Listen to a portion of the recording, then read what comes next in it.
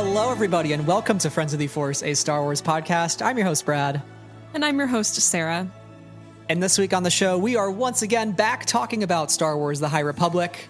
Oh my gosh, we made it. We finally are here, talking about Phase 2, Quest of the Jedi. Sarah, we're back. I am so glad to be back. I am sorry to our listeners who have already finished these books. I'm sorry it's taken so long, but we're a little behind schedule on our reading.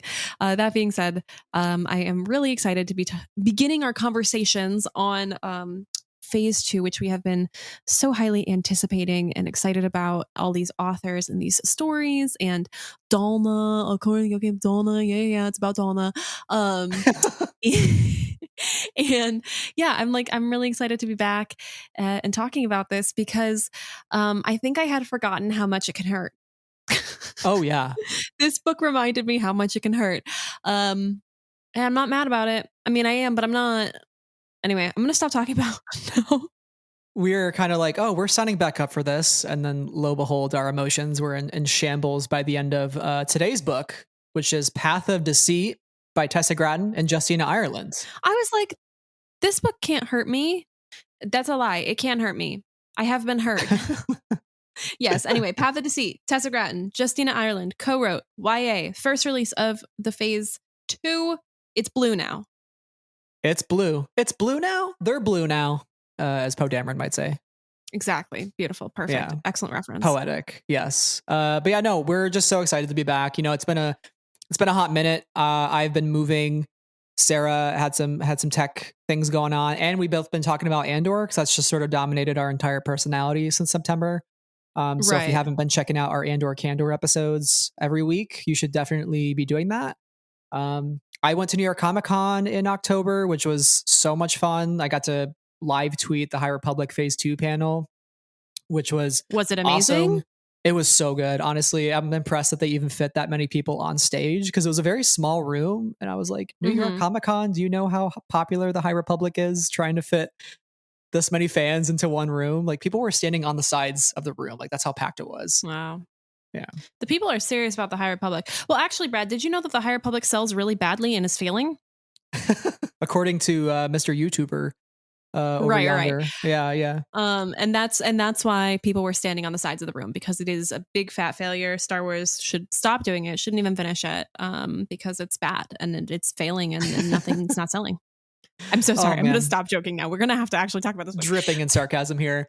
But yeah, no, it was Truly. So fun. We got some new covers. Charles Soule is writing a book with his daughter, which I think is just the most wholesome thing. It's a children's book told from Yoda's perspective. I think it's like Yoda and the Younglings, I believe. That's really cool. So I did like a whole live tweet thread. You can go check it out. It's already on StarWars.com by this point. It's like a month later. It's fine. But if you haven't seen the update, it is worth going on StarWars.com or to our Twitter if it still exists. That's the joke we're going to make until it dies. But and checking out all the announcements and covers and things, because there was a lot that was revealed there. If you just missed it in the news cycle. But most importantly, I got to do an author signing with Tessa Gratton and Justina Ireland, speaking of which, and I got my awesome Path of Deceit poster, which I still need to hang up somewhere in my new office. You know, you could put it in your background, Brad. I can, yeah. You've been talking about your bare walls. I think you could put it right there. I got the Billies from IKEA. They're on their way. They're going to be here soon. But most importantly, with the author signing, I requested Tessa and Justina to sign the book for Sarah. I said, can you please write Sarah? This is a book about Dalna. And I explained some of the context behind it, and they thought it was the funniest thing, and they laughed, and they did it. And then I brought it up when I met Justina at the top of this month in November, and she was like, "Oh my gosh, yes, I remember." So, and then I explained my side of the bet. So we've just really embraced the lost bet. Yeah. You know, here's the deal. Here is the deal, Brad. I accept that my role on this podcast is to take the losing bet. I get Always. it. I get it. I'm a little bit more cautious on my speculations. I'm not going to jump into something a little early. I don't even agree with the wrong bets, like all of the time. I was just like, I'm not ready to commit to your point of view yet. And then this one really got us because they announced it before we thought they were going to announce it. You could say that like you're the Marda Rowe of the podcast because you're really stuck in your ways, and you believe in the. That doesn't you believe feel like a compliment. The path of the. You believe in the path of the losing bet. Meanwhile, I'm the Kevmo Zink, and I'm like, no, look at how great bets can be. Look at you can choose the winning bet. Brad, who came out of this book? Great point. Okay. All right. Well, let's move on before I predict my own fate here. So we're going to also mention up top here, as Sarah kind of alluded to, the social media space is looking a little different. So we don't know if Twitter is going to be existing very soon. That is the place that we currently have our largest following at. So if you'd be so kind at the top of this episode, make sure you're following us on our other platforms if you're not already. So that includes Instagram and YouTube. I think mostly we're going to be active on Instagram. Yeah, well, okay, we'll continue posting on Twitter. I'm literally the violin player on the Titanic. Yeah, no. So we'll be on Twitter until we can't be on Twitter. But I think simultaneously, I'm going to be posting more on Instagram alongside Twitter, however long that lasts. So just make sure you're following us wherever you can, basically. So you're getting our updates and you're not missing episodes if you wonder where we went after Twitter goes away. And the good news is we will always be in the podcast feed. So if you are getting this episode on Spotify or Apple Podcasts or Google Podcasts or Pocket Casts like me, we'll still show up in the podcast feed, whether Twitter is there or not. Doesn't change that. So yay. Shout out to podcasts being on a separate space. Thank God, right? Oh my gosh. So that's the housekeeping items up top. Usually every book discussion before we get into it, we talk about a little exciting news. And this is tangentially related, directly related to the High Republic. The Acolyte has a cast. The Acolyte has begun filming. Has a cast. So officially. Exciting. Yeah. We've heard like the rumors for last couple months, reports coming out of who's joining the show. They've been promoted in the trades. So it's like, oh yeah, that's a thing. You're not going to look at Variety or Hollywood Reporter and be like, talks have confirmed that this person is doing this movie. And it's like, well, that's a lie. So it feels like we knew most of this, but probably the most exciting thing that we just had no idea about was Carrie-Anne Moss in the Star Wars. Oh my gosh. If she plays a Sith, that would be amazing. I would love that. Okay. So I just need to take a second. So we got like the press release email maybe 2 minutes before they posted it on Twitter. And I read it and I was like, Carrie-Anne Moss. And I think I just tweeted Carrie-Anne Moss in the Star Wars. And nobody liked that tweet. And then 2 minutes later, I mean, not that I was like trying to scoop anybody, but I was literally like gasping, like, holy mother fuck. Like, I couldn't ask for anything more. I had never seen any of the Matrix movies until like the beginning of this year when I watched all of them. And I was like, she is gorgeous and amazing. And I don't know why she isn't a superstar, because she's so cool and so good. And I cannot wait to see what she's doing alongside this absolutely bonkers, incredible cast. So to give some context around the Acolyte, the official synopsis is, The Acolyte is a mystery thriller that will take viewers into a galaxy of shadowy secrets and emerging dark side powers in the final days of the High Republic era. Seeing that written down, by the way, is just chills. So wild. A former Padawan reunites with her Jedi Master to investigate a series of crimes, but the forces they confront are more sinister than they ever anticipated.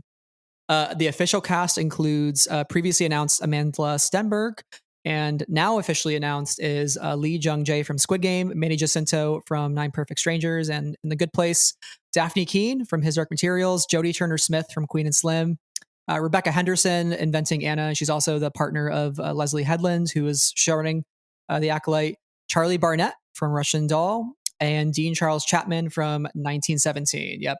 And then, of course, Carrie-Anne Moss, who is like the iconic Carrie-Anne Moss. Wow.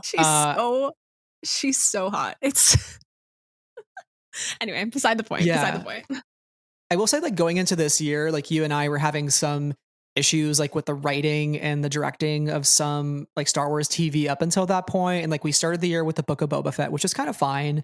And then Obi-Wan really changed things. And I was like, wow, Star Wars can be like sort of this big, like premiere experience, like big event TV. Like that's exciting. And now we got Andor. And I feel like the entire world of Star Wars TV has been flipped on its head. Like, not to discredit anything else, it's just like, in my opinion, the best thing that we've ever gotten in Star Wars. So that gives me even more hope for something like The Acolyte with just the casting alone and the sort of era that it's taking place in. I feel like we have an opportunity to do something that's different and unique and that hasn't been tapped into before, except for the books in the High Republic series books. So Mhm. I am just feeling even more excited about this in the age of Andor and post Andor. Like, Andor has really Right. set the bar even higher. And I really feel like Leslie Headland is going to deliver something, because Russian Doll is just incredible. It's so freaking good. Like, both seasons of it are amazing. And I'm so happy she's show running, and she's got some other great people involved in the series as well. I think what's also cool is like the synopsis feels really strong, like mystery thriller. That feels like a strong, clear genre definition. We have the outline here, the Padawan reuniting the Jedi Master to investigate some crimes, but we have got dark side powers, et cetera, et cetera. So like it feels like there's a really clear direction of how this series is gonna feel tonally, just in this synopsis. So I'm really thrilled. And I haven't seen Russian Doll, but I've, of course, only heard good things about it. And these actors, this is such a cast. This is such a cast. And I'm fascinated to see how they'll all work together, because they all come from such different lanes in terms of the projects that they're most noted for.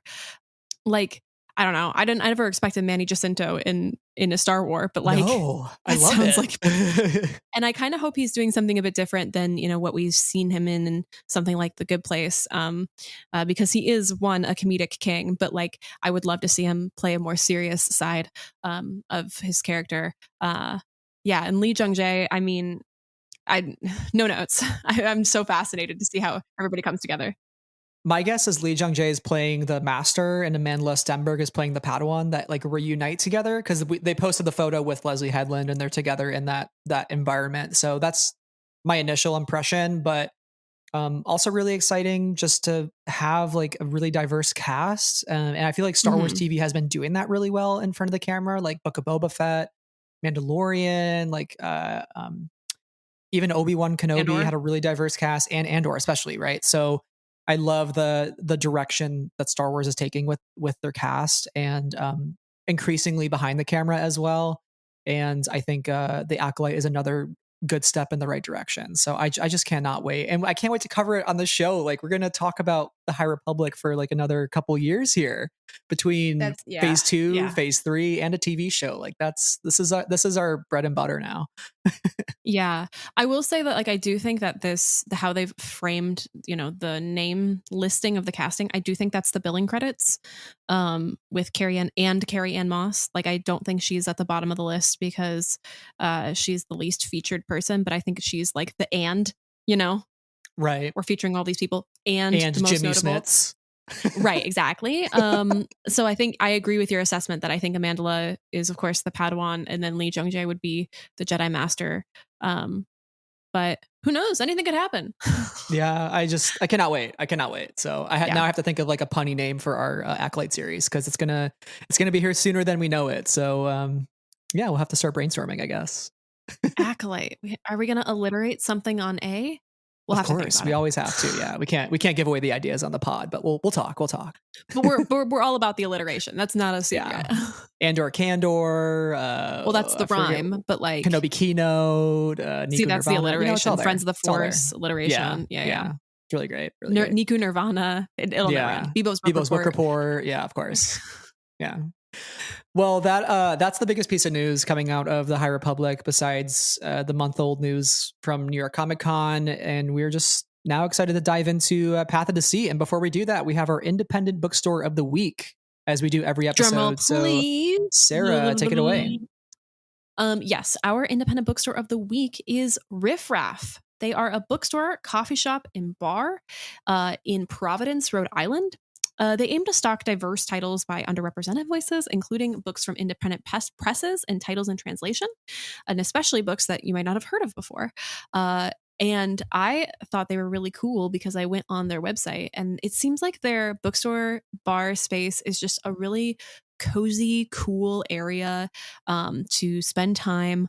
It looks like they opened in 2017, and the owners, Emma Ramadan and Tom Roberidge, were veterans of the publishing world, bookselling, and translation. So they drew kind of inspirations from bookstores, neighborhood bars, establishments that are welcoming, and kind of created this space. It seems like they do a lot of curation in their store, and I think that is really cool. So if you want to check out more about Riff Raff, their website is riffraff, RIFFRAFFPVD.com. And you can shop what's on their shelves, look at their book clubs, special ordering. They ship books as well. I mean, if you're in Providence, Rhode Island area, go visit them. But I was just on their website, and it seems like they have a lot of really interesting books that, I haven't seen in the bookstore that I worked in. So yeah, anyway, that's my bookstore of the week. And since this was a book about, exploration and discovery and new places, here's our new place. Hell yeah, Rhode Island. Never been there. Might have to go soon. Check out Riff Draft Books. We were talking about places we haven't been, and I was like, oh, I haven't been to Rhode Island. And then I realized I had been to Rhode Island. But I stuck with Rhode Island as the state to go with the bookstore this week. Yeah. Because we're I fake Rhode Island fans here, so we tried. I'm not a fake Rhode Island fan. I am. Well, you've just never had the opportunity to go. It's a teeny tiny little place. We'll take a road trip there and we'll record a podcast in a forest. Is there forests in Rhode Island? I don't know. Is there just an island with forests and a bookstore? I don't know. Couldn't tell you, but I can tell you quite a bit about Path of Deceit, which we're going to jump into here. I can't believe you said that. Okay. Without further ado, let's hop into our Pathfinder cruiser and jump our way over to Dalna with a discussion on Path of Deceit. It is a time of great exploration when the steady blade of the lightsaber burns bright. The Jedi and the Republic venture into the farthest reaches of the Outer Rim, traveling further into the galactic frontier than ever before. They will encounter worlds locked in interplanetary war and a group intent on setting the Force free. They will journey to a mysterious paradise planet, unspoiled and full of potential. But all is not what it seems. And nameless terrors lurk around every corner. All right, we're here. Phase 2 of the High Republic. Hyperspace went really fast. I know, it was a really quick jump. These are interesting times, and that's a good place to start. Path of Deceit, Phase 2 takes place 150 years before Phase 1. So now that we've had our chance to dive into our first book here, kind of just up top, like what are your thoughts on going back for Phase 2 and trying to uncover some of the history that will help to shape Phase 1 and Phase 3? I mean, going back was such a Star Wars thing to do. Like truly such a Star Wars thing to do. First trilogy, second trilogy, third trilogy, you know the deal. We like to make them out of order here in the Star War. So I thought that this is great. I think that one of the things that Star Wars does best with is give context to things that were made before but don't come before. And this book, and it seems like this series of books in Phase 2 is no different. It's really kind of elaborating upon some interesting and exciting ideas that were discussed in Phase 1, including Dalna, including we'll talk about convergence at a later date, but like including Irium and Arono, and that whole thing from Into the Dark, which is a piece of that story that I really loved. So I am totally here for it, and I think that this story was a really fascinating one to start on, and bring us into this new world. So yeah, I don't know. I'm here for it. Obviously, we're having this conversation, so I'm in. I love the choice. I think it was a really good one because when we look at the tragedy of Phase 1 and how it ends, I think it's somewhat refreshing to take a break from that and then go back and sort of peel back the onion layer by layer and figure out going into Phase 3, what can our heroes do to win? And like, how did this happen? Like, how did the Republic get dealt such a tragic blow? And I think what Phase 2 is showing us, especially when it comes to Marchion Ro's lineage through Marda Ro and Yana Ro and the path of the open hands, like they're sort of the root of all evil. And it's interesting to see some of the systemic problems that date back even another 150 years within the Republic and beyond the Republic for planets that aren't part of it yet. And that's what we're seeing here. And we're seeing this sort of force cult, force religion, and how much influence they can exert within the galaxy through the mother and like her ambitions. So I think it's just really brilliant. I think it's good storytelling, and it's not just sort of giving us answers and checking off a bunch of boxes for us as readers. It also has a lot of like thematic resonance with phase one in terms of the idea of like fear and what it means to be a Jedi and finding your place within the galaxy. You know, like all these core themes that have been central to the High Republic era. You know, what does it mean to be all the Republic, and like what are the Jedi's uh, position in the galaxy, and like what should they be doing and how should they be exerting their influence, right? And so that's something that's really core to this book, especially with Kevmo and his master Zala on this planet trying to figure out what's going on with the path and also help people at the same time. It's interesting because you kind of mentioned it, but like this book is really iterating on phase one, and it kind of mashes together, like, spoilers at this point, I'm going to talk broadly about spoilers, but it mashes together like the impact of the end of the Rising Storm, or like the end of the Fallen Star with the curiosity of something like a test of courage, and those kind of same storytelling beats in certain ways, or same kind of punches emotionally, but presented with, you know, new context that really kind of allows us to understand better the scope of the problem. In terms of the reading order, I think this is also a great one to start with because it's just enough to dip your feet in to these new waters in the High Republic and get an idea of like where we are in the galaxy without sort of overwhelming you too much at first. Convergence is definitely going to be a book for people that is very grand in scope and gives you like a lot of what's happening. And Quest for the Hidden City is a much smaller scale story, very like pretty quick to read through as well. It's a fun side quest of sorts. And then Path of Deceit is really just this like tone setter. You know, it's, you think you're going back and you're distancing yourself from, like you said, the Rising Storm and the Fallen Star, but I think we have like the psych. This is actually the most tragic ending since the Rising Storm, right? Like this is to the level of Loading Greatstorm. I forgot how much pain these books bring me. Greatstorm.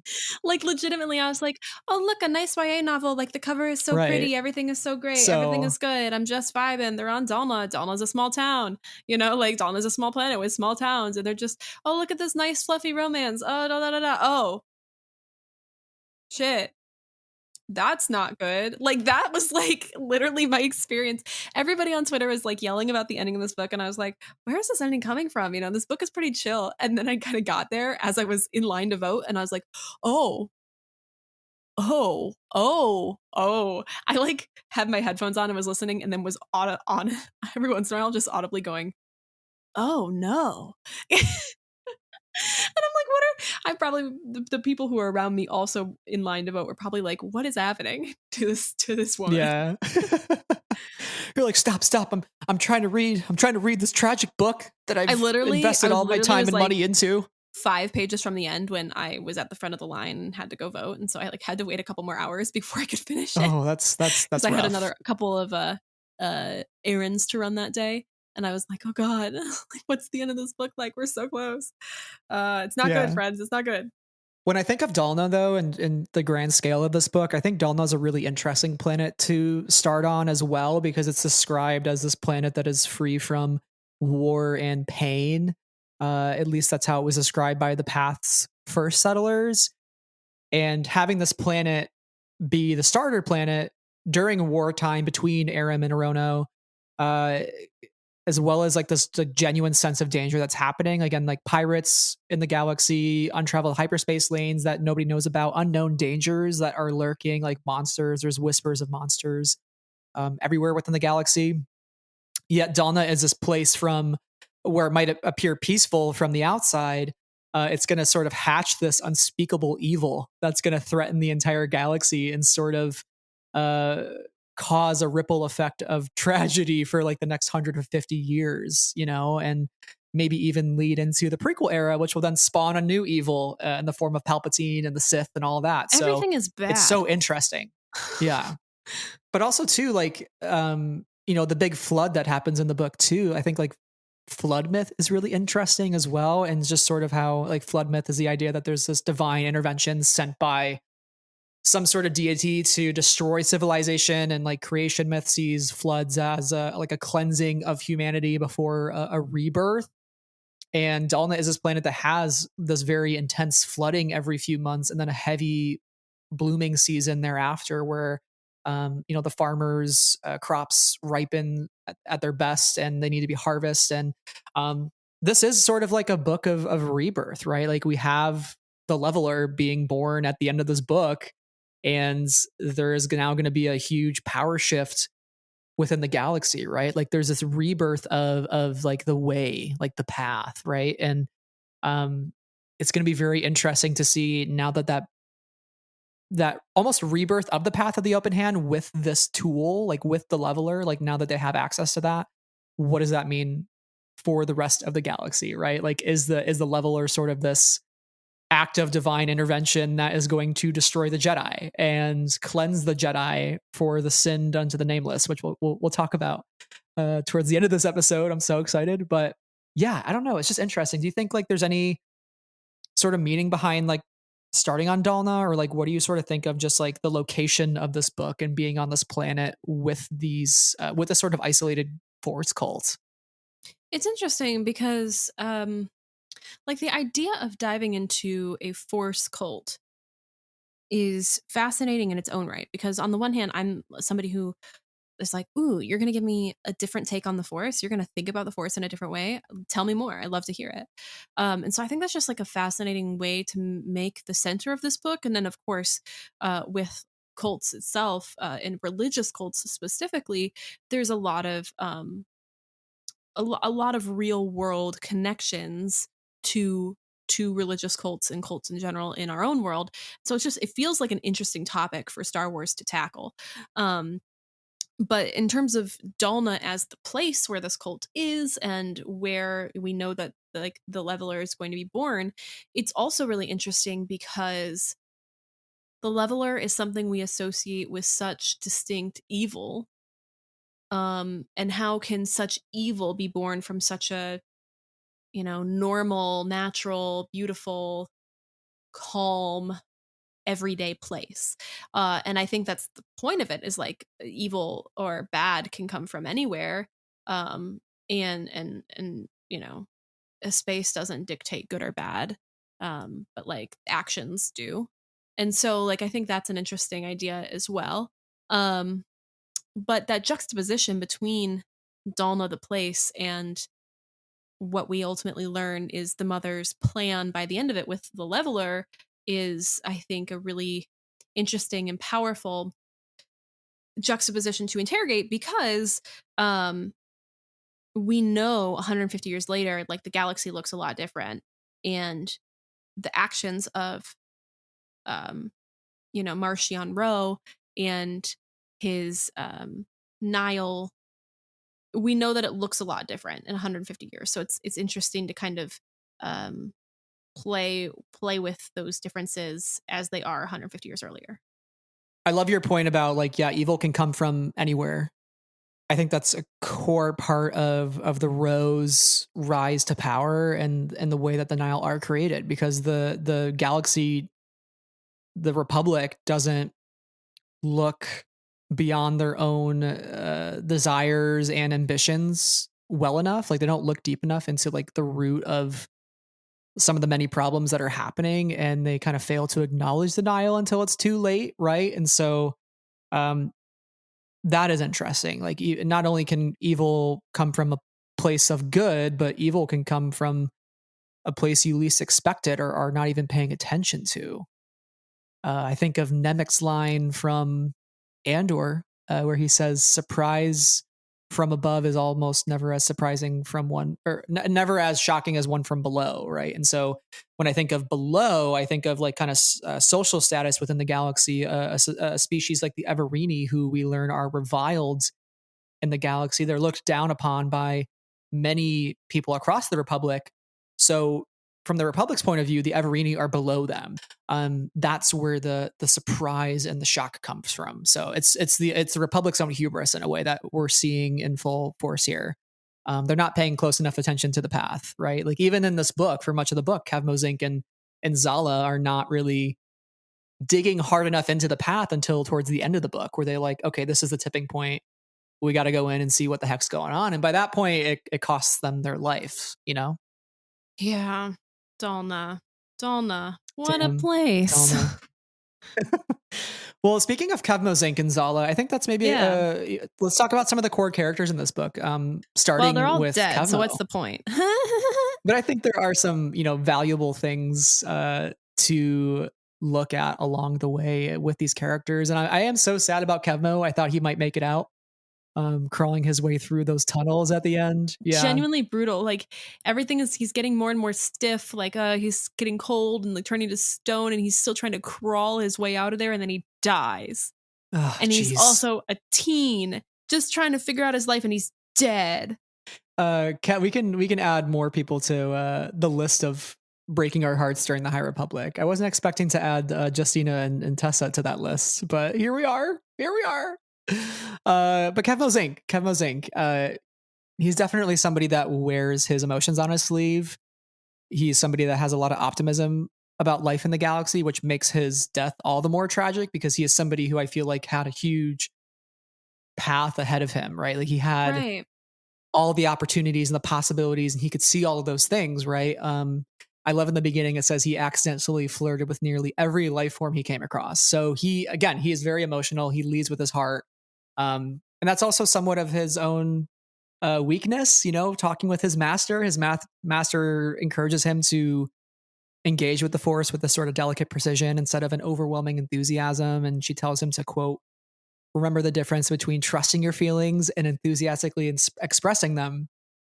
And I got to say, I relate a little bit to Kevmo. I lead with my emotions sometimes, and I get very excited about certain things without thinking through them at first. And that's just sort of my like general unparalleled enthusiasm that I have about certain things. So I related a little bit to Kevmo here.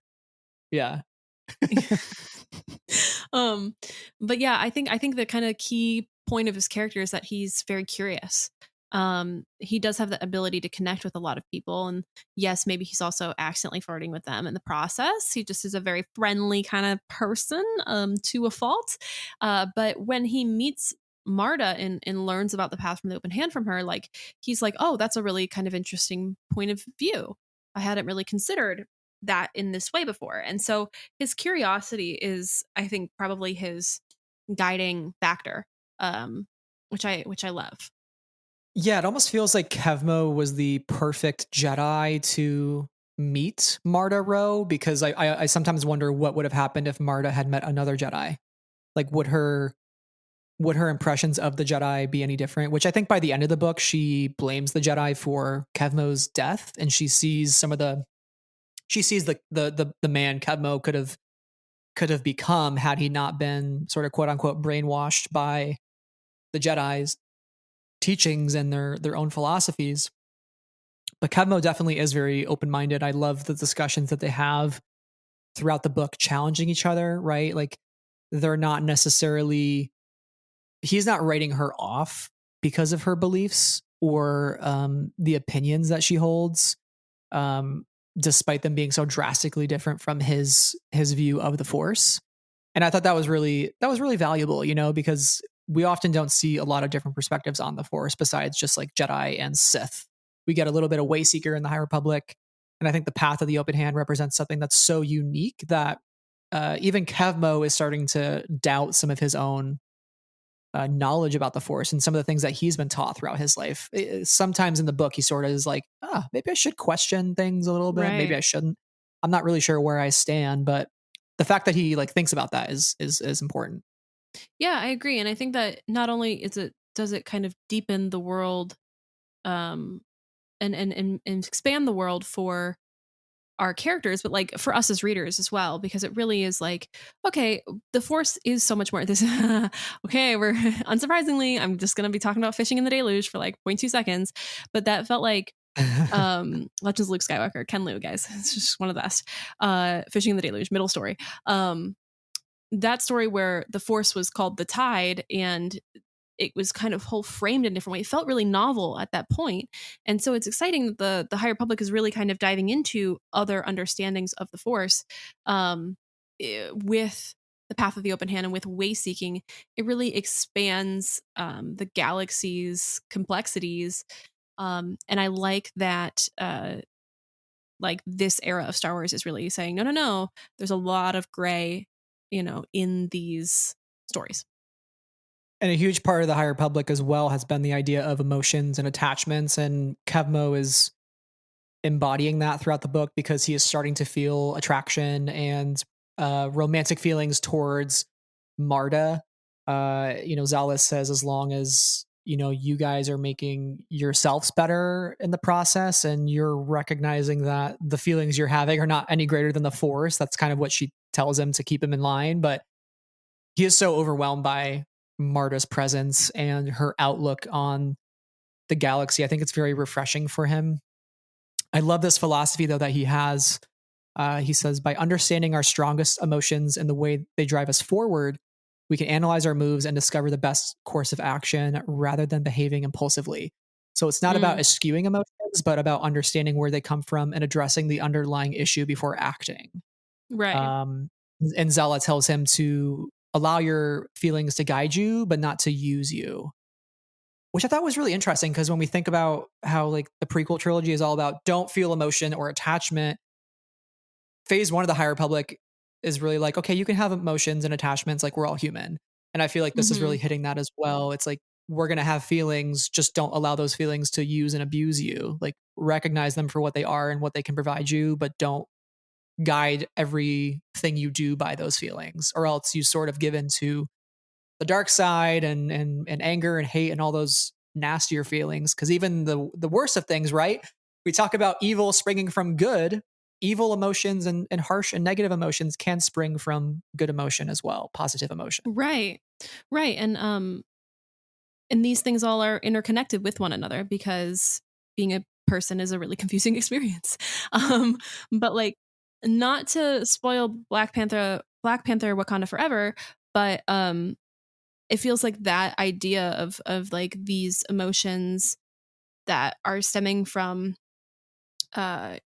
well-intentioned emotions and emotions that are pure as they are, ends up getting people in tough situations because they can't see past the pain of those tough emotions, right? Those bad emotions, right?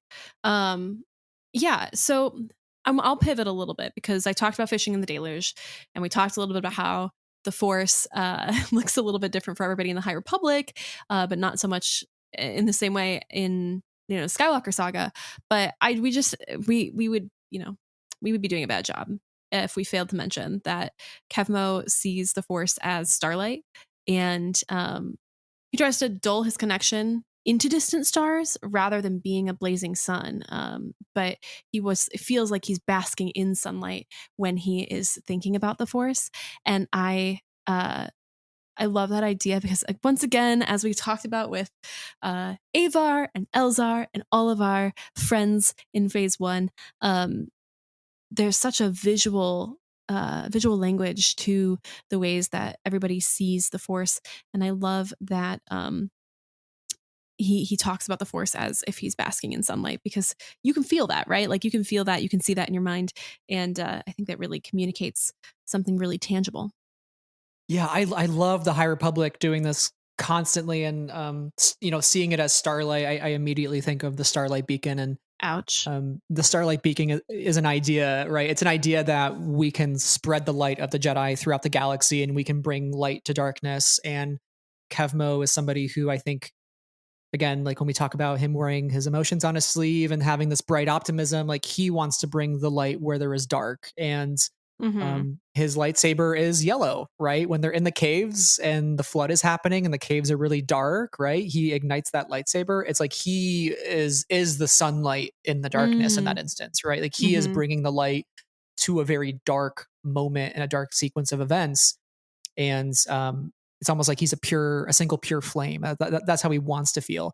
So it makes it all the more tragic that when he dies, Marda sees him as, quote, cold stone. Right. There was no vibrant grin, no teasing, not even residual warmth.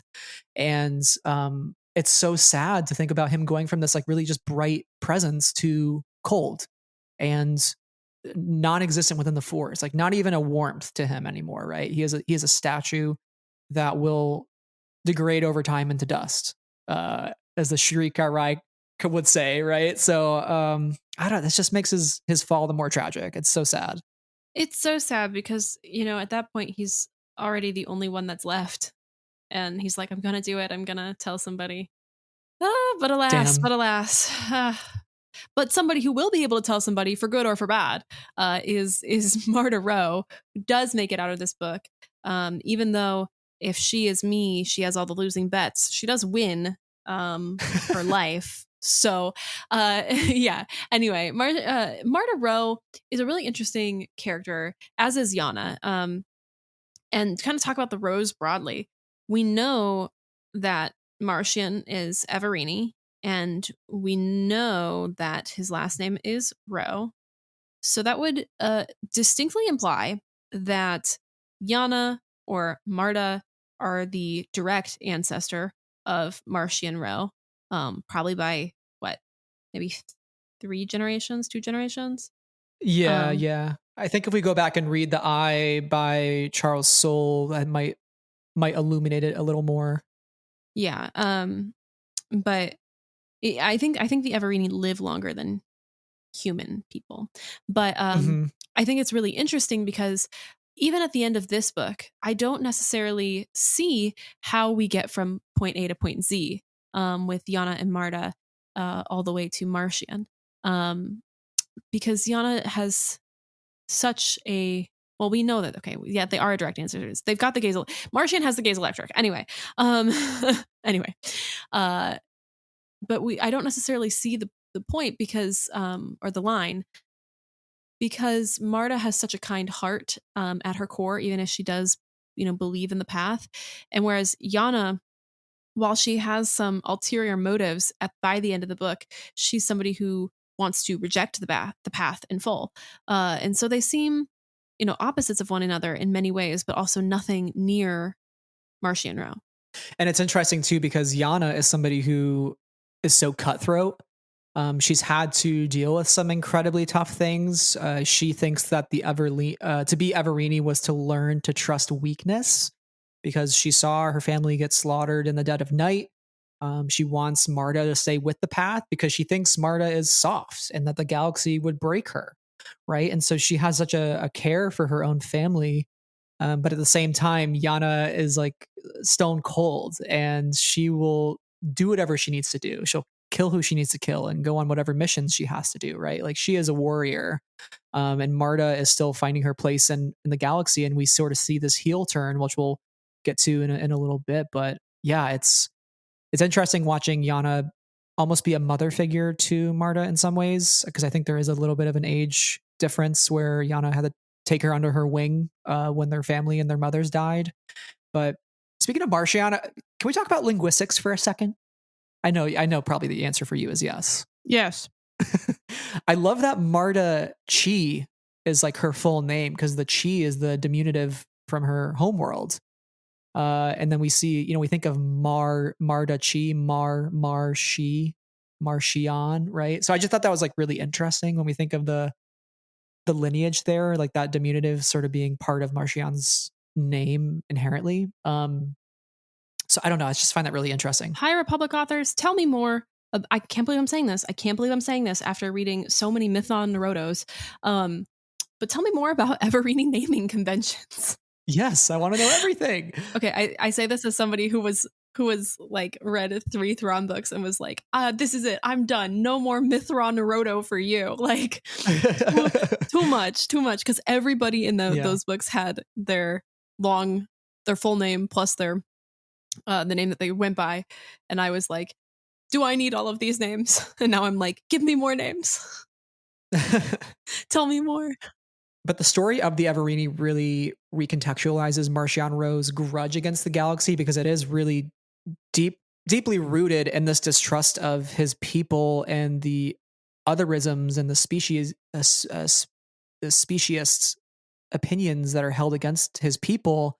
They're perceived as dangerous and they're perceived as untrustworthy, right? And so it adds a lot more layers of understandings to his actions and his motivations.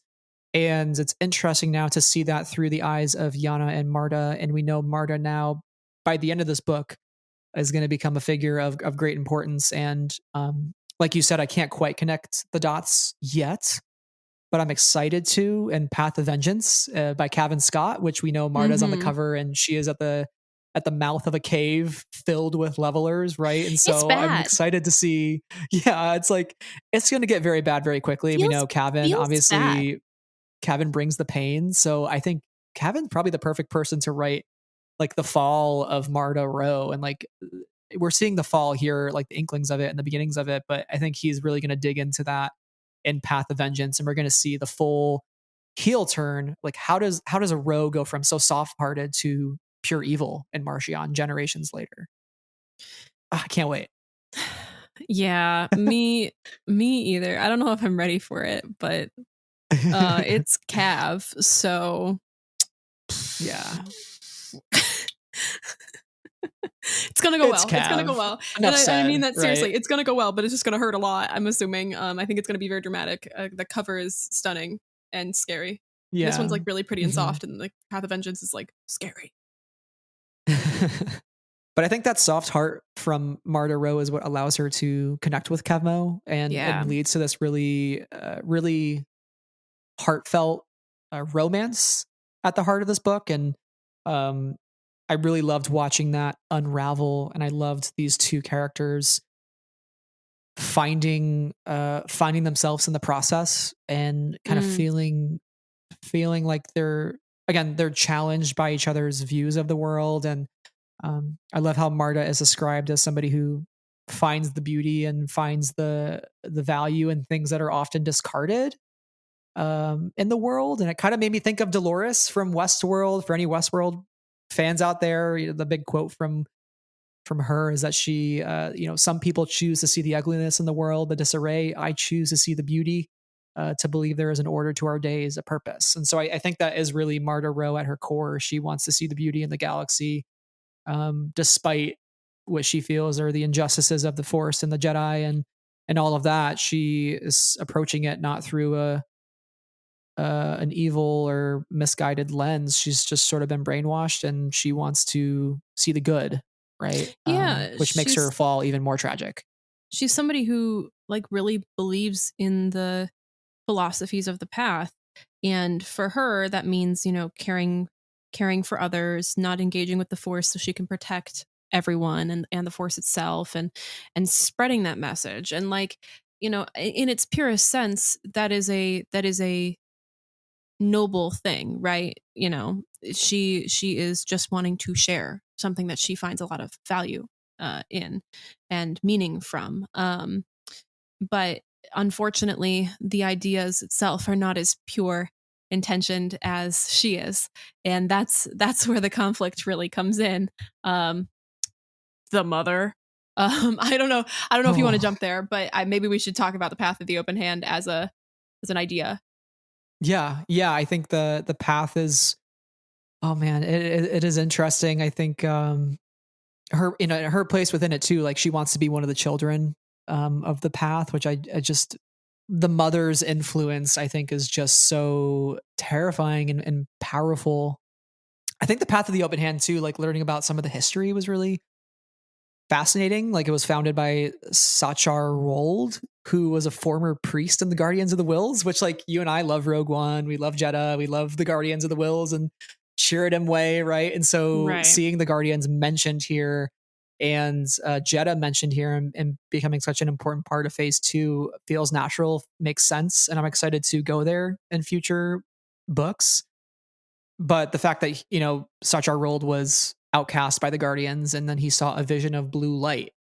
And this vision of blue light is also what came to the mother and turned her from refugee to prophet. I don't know. What did you think of the mother's like rise to power and the way that people all of a sudden saw her in such a new way and trusted her harmony with the Force?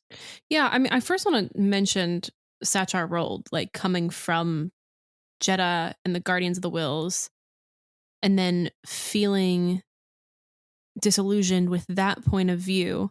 So he went to Dalna, this kind of nowhere place, to found this new view. I want the Sachar Rold backstory of how that all fell apart.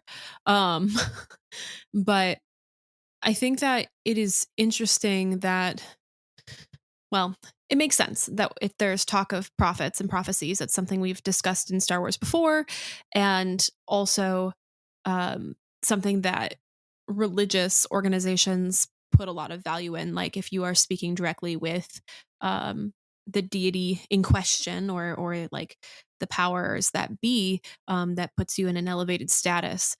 So this vision of like blue light, this messenger, is fascinating and makes me wonder more, because I think maybe for people who are less religiously inclined broadly, the idea of a prophecy is one that is completely so far-fetched. No one is connecting with a god because there is no god, right? Like that's a conversation that people have, or that people think.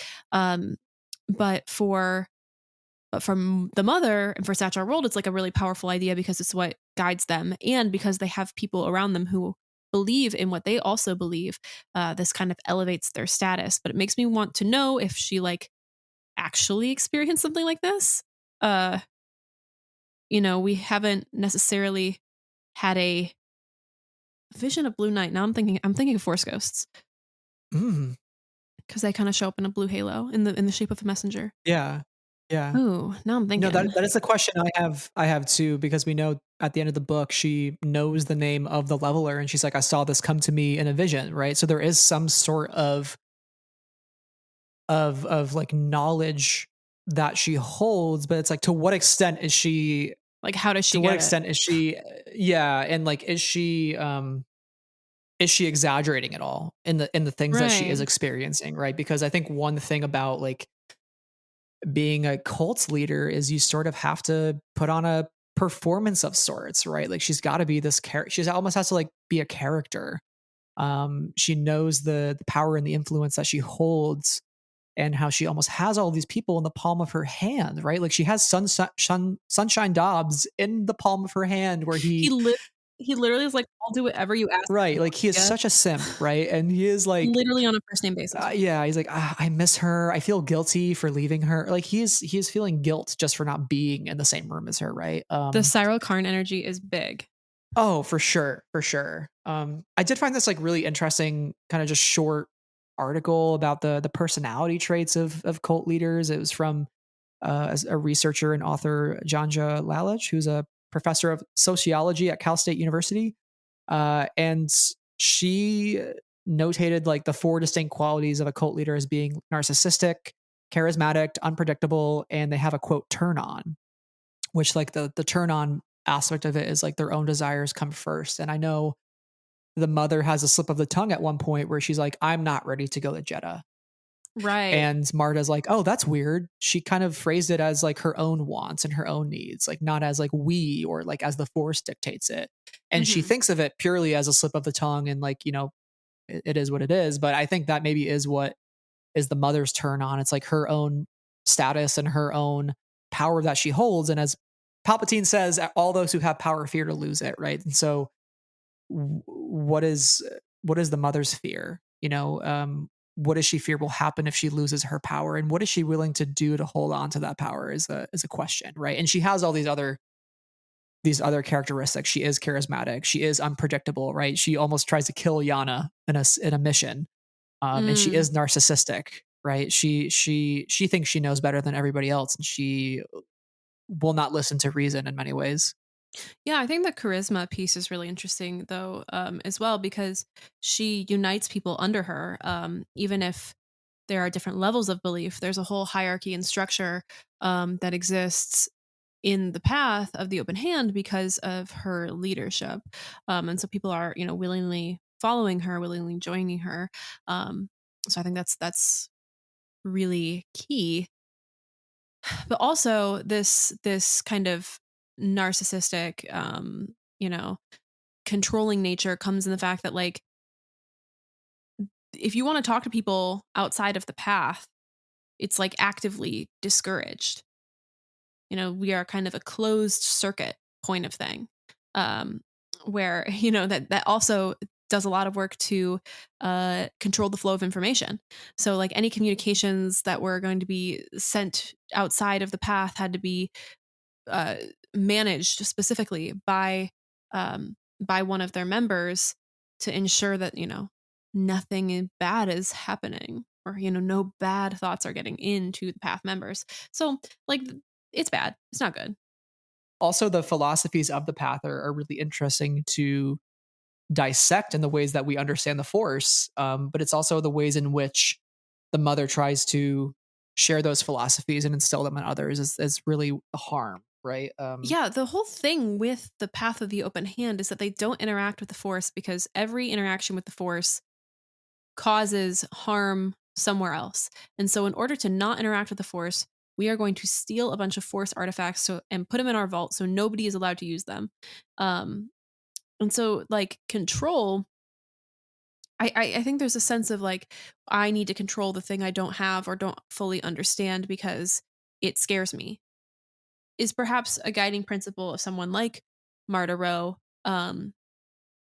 Because why would you gather up all these things just to hide them, um, if you can't access that, power yourself? Because if you could access that power yourself, why not use them broadly?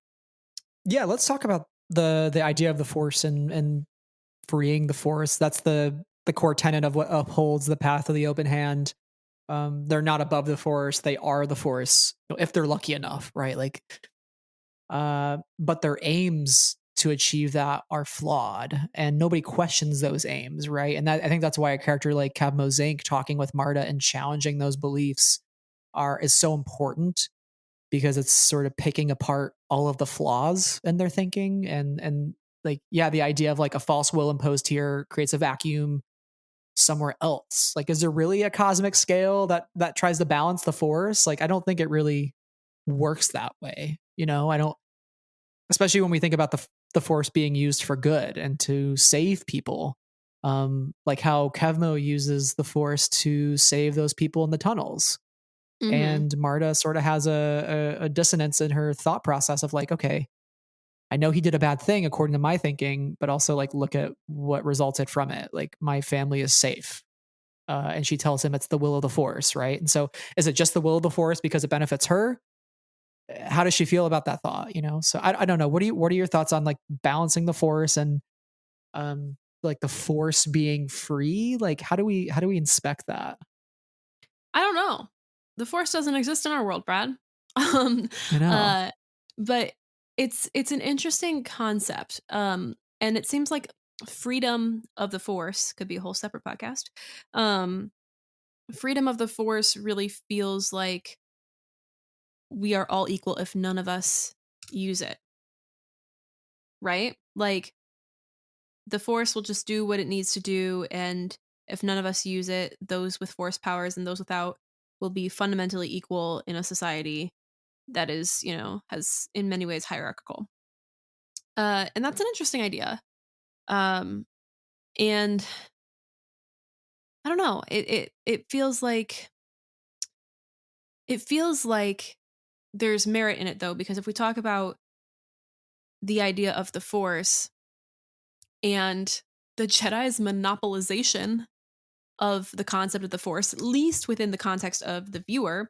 But also, you can think about something like Tales of the Jedi, with that first Ahsoka episode where, they were like, oh my gosh, she's force sensitive. She's got to go be a Jedi. There's a monopolization of who the force belongs to. and who gets to use it as a tool for good or for evil. Which of course brings me to The Last Jedi, and naturally, and like one of my favorite lines, yeah, or the whole kind of Rey and Luke sitting in that cave with the Prime Jedi, and they're talking about history, and he says the Force does not belong to the Jedi. To say that the Jedi die, the light dies, is vanity. And then like he also says, if you strip away the myth and look at their deeds, the legacy of the Jedi is failure because of their hubris, right? And I think that's just like a really interesting idea, because it seems like over time, at least 150 years from now, and then another 300 or another 150 years later, oh, actually, no, 150 years from now, and then 300 years later, the Jedi seem to have a continued monopolization of the Force. So this idea that like the Force will be free in the sense of those words, free for all, free to all, is a noble one. But what they actually mean by be free is the opposite of that, is no one gets to use it because it's not fair if some people have this ability and some people don't.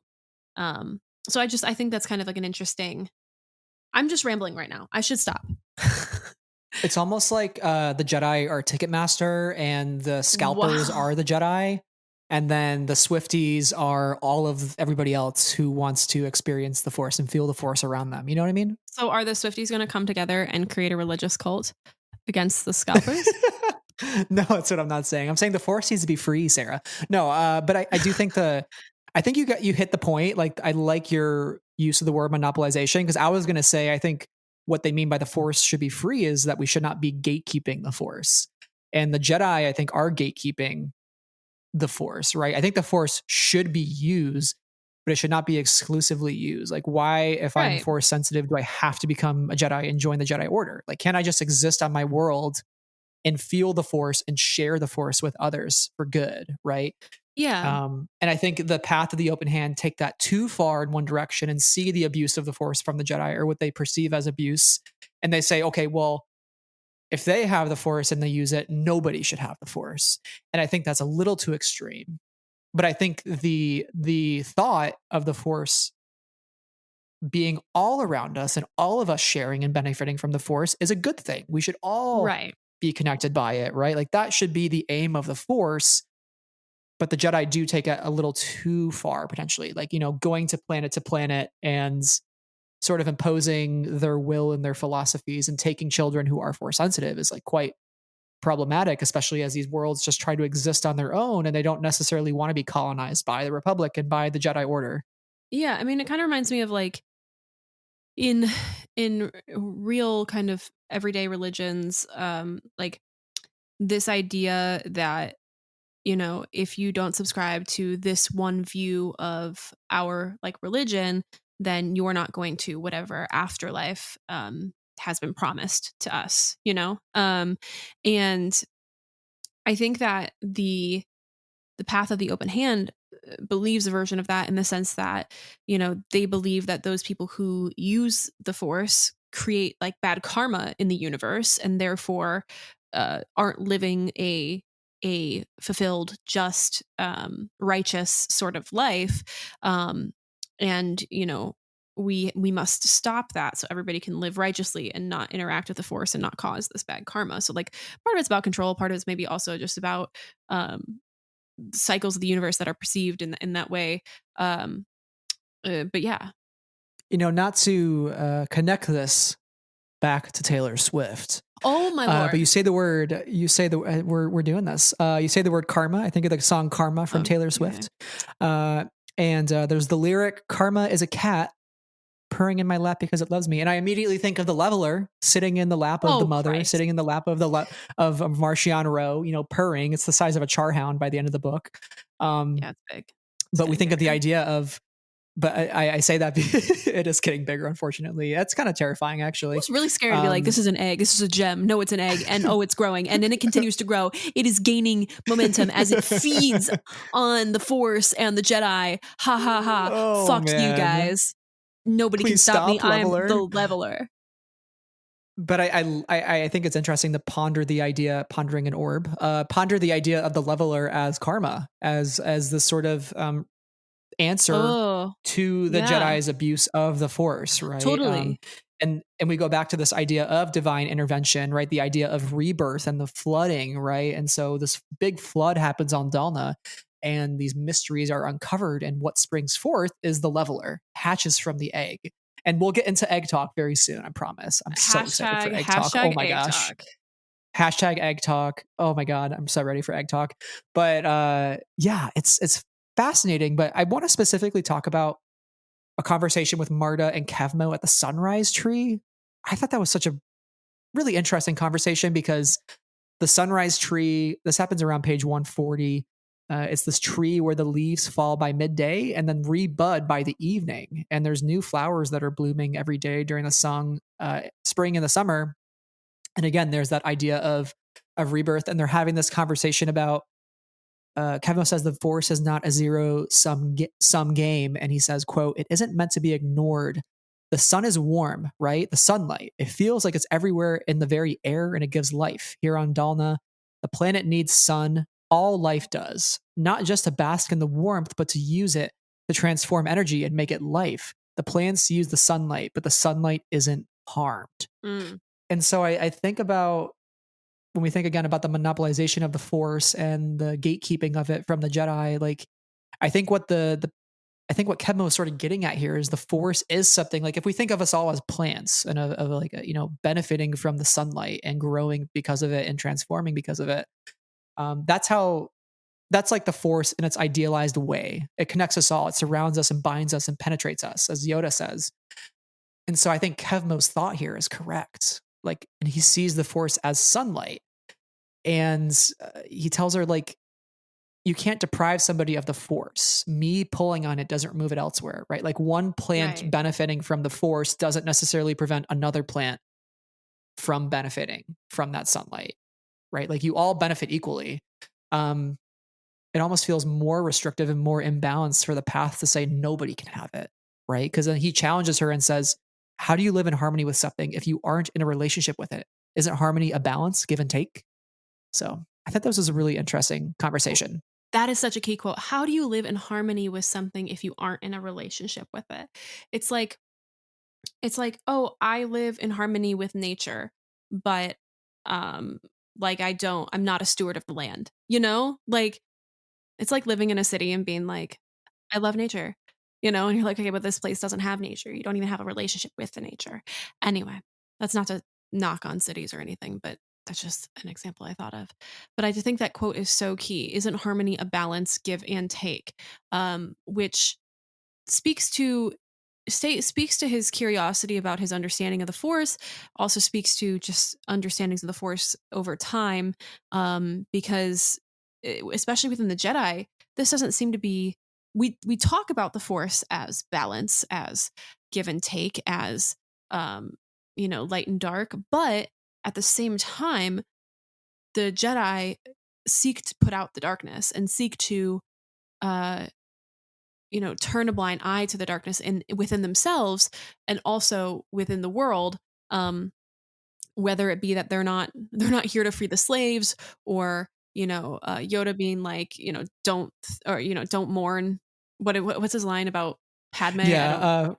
Yeah, forget all those you fear to lose or something. Yeah, right. And these things in so many ways are silly because um they're just pushing away the darkness, which buries it and which bubbles, right? Whether it be within ourselves or within the world. That's how we get Palpatine. That's how we get the Skywalker saga, right? So this idea of balance, give and take brings me to, of course, my favorite thing in all of Star Wars. Don't look at me. The K's-Wrath device. Oh okay? my gosh. Okay, wait.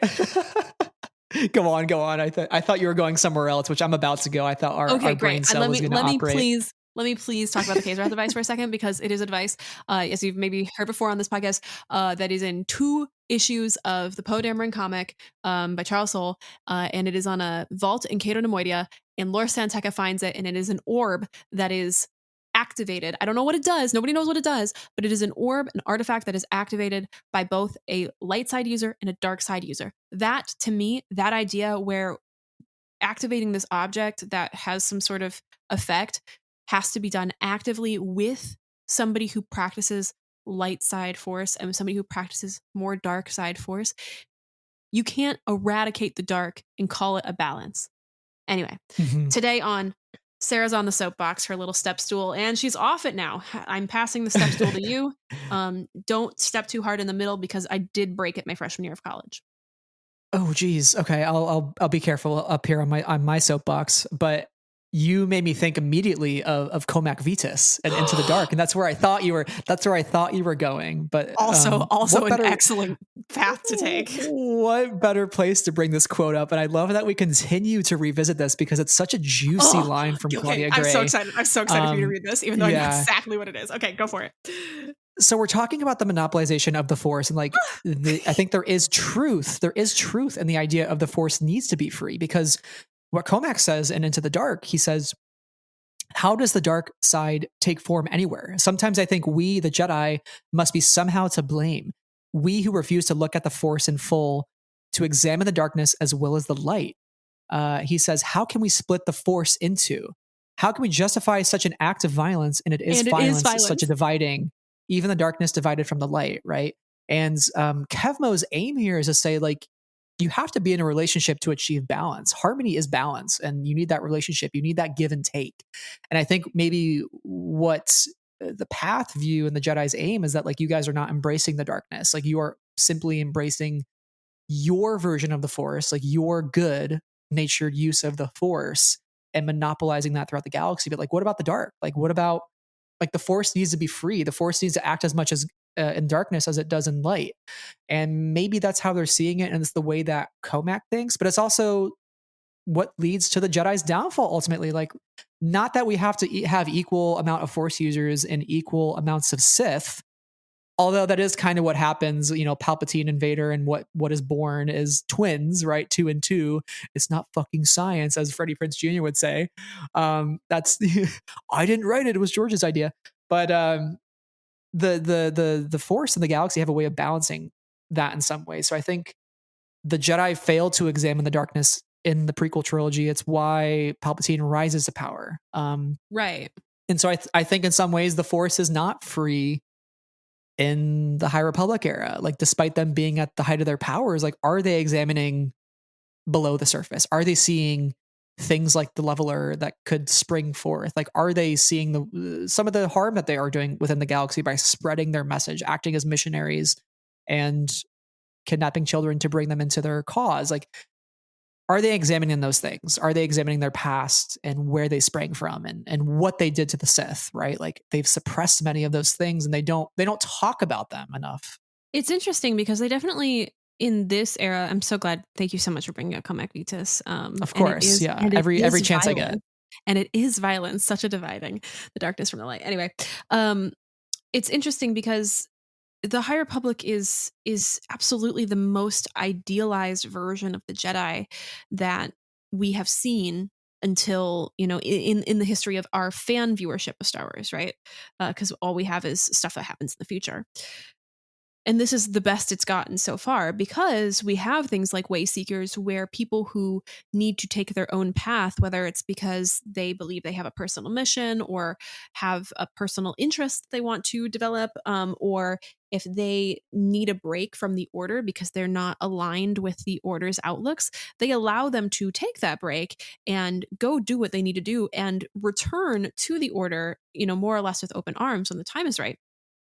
I think that is a really open, dynamic view, a rather progressive view from the Jedi, because ultimately we do have people who walk away from the Jedi entirely and are not coming back, nor are they anticipated to be welcomed back to the Order. And that's where you get things like the Lost 20, you know, Ahsoka leaving the Order in Clone Wars is a big moment for her character, and kind of one Dooku of those in Tales of the Jedi, like that was a fascinating story. That's one of my new favorite stories in Star Wars. It's so good, right? Like all of these things where the tolerance to other experiences, other opinions, other paths that people need to take becomes diminished. And so it's really interesting to us be like, yeah, the Jedi, the Jedi are kind of wrong about this, and they continue to be wrong about this, but this is the closest they have gotten to being right. And over time, they just continue to get more wrong about it. They literally build their temple on a Sith temple. They have covered up the darkness. They don't acknowledge it. They don't inspect it, you know. Fucking food right there. Like Yeah. that idea is so spicy. Yeah, I mean, even like Star Wars Resistance, when they go to that one planet and with Mika Gray and Kaz, and they discover like the temple beneath the temple, sort of thing, right? Yeah. So, it's you can't cover up the past. You have to learn from it. You have to acknowledge history so that you don't repeat it, right? And the same thing with emotions. The Force too, needs to be free. You have to acknowledge the lightness and the darkness within you in order to know which path is the right path, and like know where you need to go. Like if I'm grieving and I'm, if I'm sad, but I'm also hurt and angry about that, like pushing down that hurt and that anger only leads me to destruction rather than peace, so yeah, I don't know where this conversation is going, but well, I was going to say, like, I think it's really the golden age of the Jedi, because not because they're powerful and because there's many of them, but because we have certain characters who we've been following who are willing to acknowledge the darkness within themselves. We have characters like Elzar Mann, who is able to say, "I'm sorry, I'm in a bad place, Stellan. Can you please help me?" Like, we have characters who are willing to say that. Like, if only Anakin was willing to confront Obi-Wan and say, "Obi-Wan, I'm in a dark place. Like, can you please help me work this out?" Right?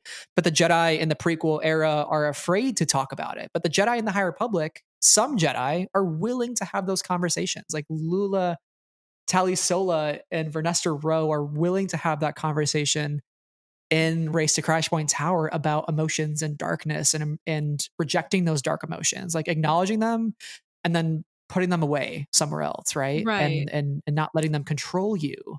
I think that's why it's the golden age of the Jedi, is because we have those certain characters. Not every Jedi is willing to do that. There is hubris that is there and will grow into the prequel era. But we have these like really significant characters like Comac and like Orla Jareni and like Elzar Mann. Like it's so brilliant. It's so brilliant.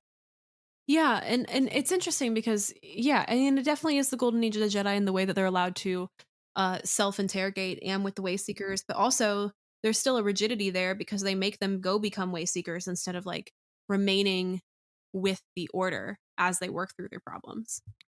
You know? Right. And is somebody like Satchar Rold, who left the Guardians of the Wills, any different than somebody like a way seeker who leaves the Jedi because their beliefs conflict with the Jedi Order, right? Yeah, I would say but just because again, people are welcomed back to the Order upon completion of whatever they needed to get through. Maybe the Lost 20 would be a better comparison, right? Like Satchar Rold is the Lost 20 equivalent to the Guardians of the Wills, right? Like somebody who is outcast or is not allowed to return. Somebody like Dooku, right? And Dooku goes and helps form the Sith alongside Palpatine as part of his scheme. Mm-hmm. Oh my God, this is juicy stuff. This is why I love the High Republic. This is why we're obsessed with it, because we could probably just talk about like our 3 favorite quotes all the time.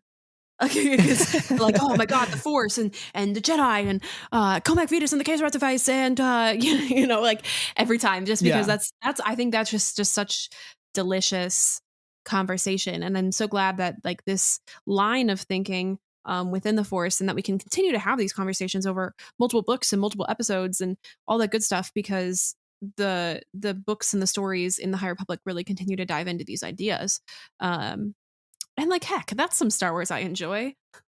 Yeah, absolutely. Damn, there's just some good stuff around the Force, and I think having a cult like the Path really opens up the conversation about like, let's discuss the Force and the freedom of the Force and like what that means. Let's interrogate it. And the Jedi are not completely they're not completely right, but they're also not wrong, right? And there is some truth within the idea of the Force being free, but by what means is that achieved, right? And I don't necessarily think the Leveler is a good solution by any means. It's evil incarnate, which maybe this is where we can sort of jump to, the Leveler, as the shocking end of this book, unless you have anything else to say about the Force at all. I don't think I have anything else to say about the Force right now. I'm flipping through my book to see if I have any more important notes. I think the fact, okay, actually I do. I have a couple things to say about the Path and maybe the Force.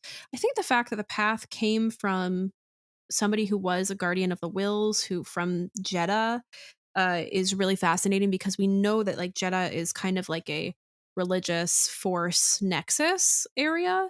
And so I think that's really compelling. And I'm excited that we're going to continue to get exploration of Jedha in the Battle of Jedha. Feels like it's all very clear where everything is heading. So I think that's cool. Do I have anything else to say about the Force? The Convocation, the idea of that is really fascinating. I don't know if I have anything to like say about that, but I think that's a really cool thing that we'll probably be able to explore further in the Battle of Jedha. And then the other thing is like Yana and Marda's story as Everini. We know that like the Everini are not Galaxy's besties, that they kind of wreak havoc and destruction wherever they go, and that they're involved in a lot of problems. But also for individual Everini, you know, the townspeople came for them, believing they were the reason their crops had failed, and that, you know, how viciously her sire had fought so that they could escape, and how their mothers had killed a family of Thelans so they could take their ship. And so like they come from a lot of pain and suffering. And I think that like that's a really interesting story within Star Wars. I would love to continue to learn about the Everini and understand better why they are viewed in this way. But also you know, like who they are and like more about their culture. Because Marchion Ro, he's perhaps not their best representative. Marda in this book is a much better representative. But yeah, anyway, I think that's all other things I have to say. Nothing about the Force. I'm sorry. I kind of just derailed for a couple minutes there. No, you're good. I mean, I think that sort of leads us to the Leveler and the shocking, gruesome nature of this final scene with the Leveler's first two victims. You guys should see my notes. I annotated my ARC copy of this book, and like the last 35 pages are all like, WTF, no, sad face, no, so sad, huh, sad face, WTF, poor baby, oh no, oh no, oh no, my God, oh no. The moment that egg started hatching, I was like, oh God, this is so it. Messed up. This is it. You know, and we see that there's like this creature, this slimy blue creature. And I'm like, oh no, I did not expect that. You know, because the whole book, she's pondering this orb, for lack of a better term. She's pondering this purple orb. We're heading directly into egg talk, but you also had mentioned like all of these valuables, like the Rod of Ages, Rod of Seasons, Rod of Daybreak, a lot of rods. Yep. And that was just a giggle because of a conversation we had yesterday. I'm so sorry. In which, no, I'm just not even going to explain on that. It doesn't need to be explained. But basically, like all of these artifacts, and we know that like Marchion has, I don't know which one it is or what it's called, but we know that like he has one of the rods, a purple crystal in it. And so I'm like, oh, this is just like a Kyber crystal sort of thing. I was wrong. It's a fucking egg. A purple egg too. The color purple keeps popping up between these artifacts and the Leveler. The Levelers are BTS stands. They subscribe to the Bora lifestyle. You're gonna I have no idea what that means, but Bora is purple. I'll nod my head. Yeah. Let's go for it. I wonder if we've been talking a lot about phase 3. Like, will the color be red? I'm actually thinking now, like maybe the color will be purple. That would be really. There's no way. Really it's cool. going to be red. It's probably going to be red because, honestly, you know, red in Star Wars. But this, and you guys can all be like, "Oh, Sarah took the losing bet again. LOL, what a clown!" And I will paint on the clown makeup but I think it's going to be A red. less clear bet. It's a less clear bet for sure. But we know like Ooh, well, that makes me feel good about it. I think it was really interesting too, like the colors of these rooms and their tunnels. Like, we have the color purple here, but we also know there is an orange room, which is a representative of the first sun. There's a pink room, which is for meditation. The mother's room is blue, which blue is the color of this phase. So that is very intentional there. But I love how the color purple here continues to pop up. But yeah, the moment that eggs started hatching, I was like, this is bad. This is not going to end. Like I thought maybe they would escape, but the moment it latched on to Zala, I was like, she's a goner. It grabs Kevmo by the ankle. I'm like, I don't know if he'll make it. And watching the way in which Zala is leveled, and Kevmo's reaction to that, and then his pleas as he's crawling through and he's becoming stone and he's choking, and the way it's described is just so heart-wrenching. It's awful. I think the High Republic writers have done a really great job instilling fear within the reader of bringing me pain. Yeah, but also just like describing something that we don't really have a baseline for in Star Wars. Like it's so new. It's such a new concept to us, but somehow we've managed to feel the fear that the Jedi feel. And I think that's a great testament to this creative team and their vision for the leveler and the nameless and all of that. I think it's a really brilliant. Like, how do you create such a fearful, scary thing in Star Wars, like that anybody will be scared of, right? And they've done such a good job with it. Yeah, I kind of wanted to jump back a little bit before we jump forward, and talk about colors for just a second. I totally did not catch all of these different colored rooms that were in the caves, but I did want to talk just for a second about the color blue and the color purple, because like the color purple is associated often with wisdom, power, ambition, luxury, magic, and peace, those sorts of ideas. And I think that like the color can be seen, power, ambition, magic with the leveler. And it's not a color, we so often see things in red and blue in Star Wars, and then in beiges and greens for like the rebels, and blacks and grays and whites with the Empire, or silver for the Republic, whatever. We don't see some of these richer colors. And so to have like purple be the key color for the leveler is really interesting, because it also goes against like some of the ideas of creativity and peace, and wisdom. You could say, yes. Maybe that depends on who you're asking. But blue is a color that like the symbolism of blue is so rich and interesting. You say, I'm feeling blue, and people know what you're saying, I'm feeling sad, or, I'm feeling down. But like the color blue can also be associated with like freedom and imagination and sensitivity. It says inspiration, intelligence. So like the color blue is not insignificant for this phase, which is a phase that is, noted by exploration and discovery and creativity in this way. And like the cover itself is blue, and like the logo is blue, and Marda's philosophy is blue, but also like the Jedi have this blue lightsaber that we associate with being a Jedi.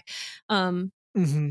So yeah, the color blue I just think is really interesting. That the mother's room is blue, kind of evokes a calm space, and I think that's the message she's trying to put out in the world. But she really, as we see with the color purple and the leveler, has this ambition, this sense for power, that was lingering under the surface with the leveler.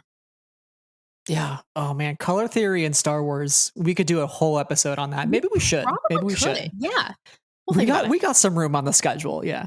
But it's fascinating. Yeah, we might after the new year. If you want a color theory episode, let us know. Yeah, let us know, please. But the interesting thing about the leveler is, the Herald says, quote, they, the Jedi, abuse the Force, and the leveler returned to balance. It is a pure agent of the Force. Oh yeah, I literally I just put a pen in that page.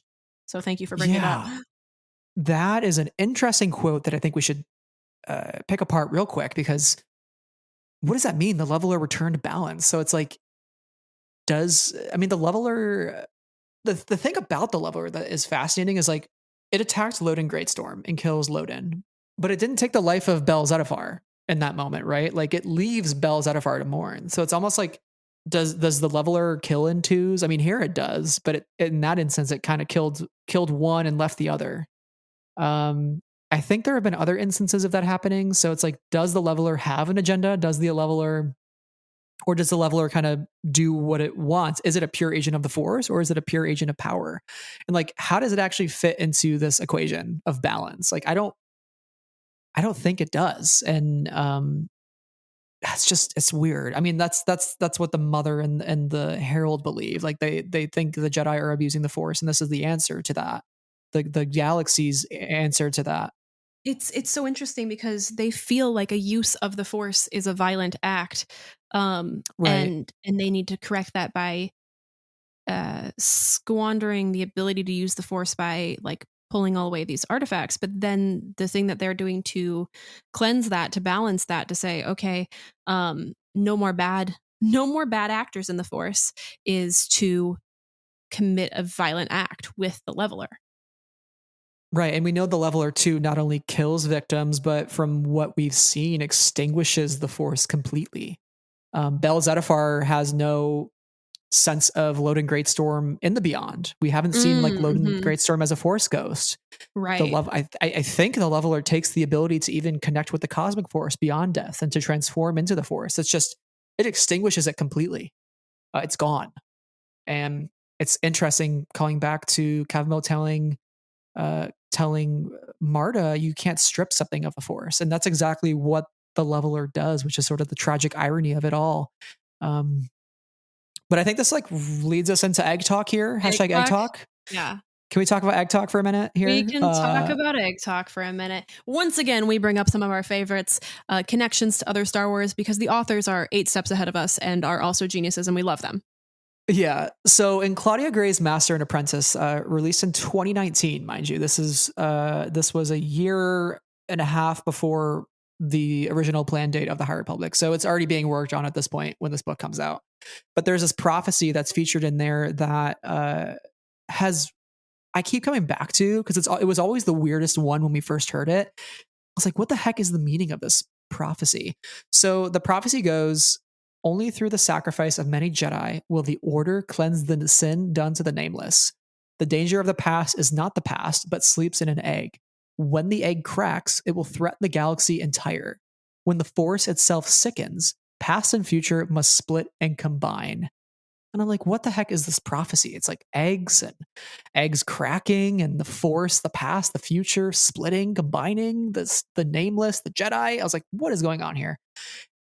The first interpretation that everybody had was mostly around Order 66, right? The clone army, the clones, they're the nameless, they're the numbered soldiers, TK, whatever. And the sin done to the nameless is sort of sending these soldiers off and breeding them for one purpose: war, killing them, right? In the name of the Republic and the Republic's aims. There is a bit about the Chosen One at the end of this prophecy, I believe, and obviously a reference to Anakin, and the sacrifice of many Jedi would be Order 66. But the word nameless has taken on such a new connotation in the age of the High Republic, because we know the nameless is the Shrika-Rai, the leveler, the eater of the Force, right? They're the nameless. And I feel like this is really taking on a new meaning here, right? Kind of largely, before we kind of pick apart this quote piece by piece, like, what did you think of this connection to the nameless and to the egg and all that?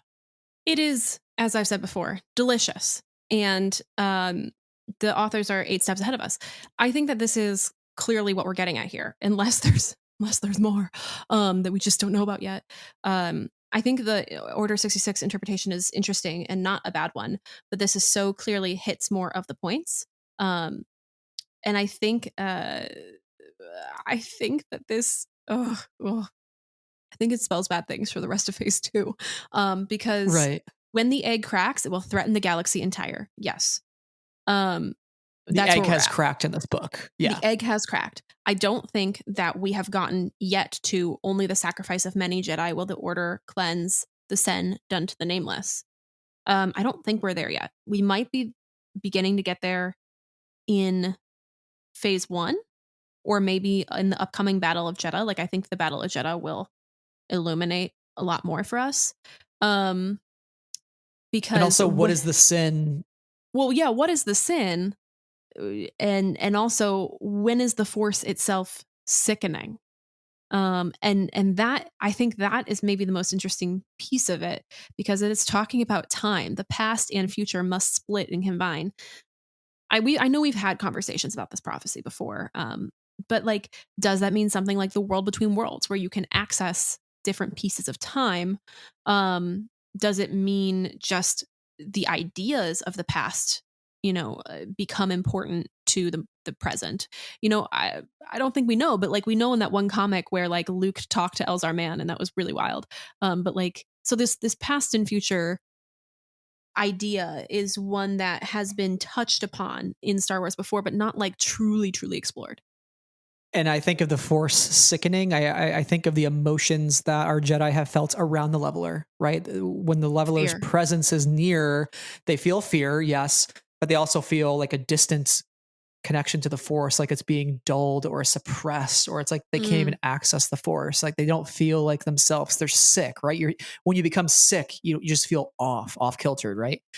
And past and future must split and combine. The past, phase 2, the future, phase 1, combining phase 3. Phase 3. Right?